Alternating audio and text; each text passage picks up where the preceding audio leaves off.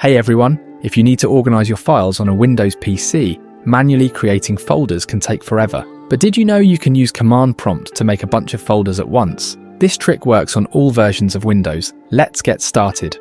First, make a main folder where all your new folders will go. Next, click here, then type CMD and hit enter. This will open up the command prompt right in the folder you're currently in. Now it's time to list all the folder names you want to create.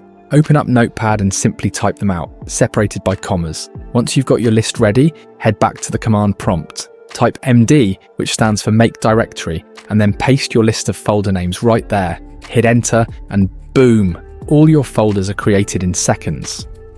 If you need subfolders inside each one, don't worry about doing it manually. Just use a special command from the description below. Paste the command with your list of folders. For example, to make folders for each month, enter the command and hit enter. And there you go, subfolders created.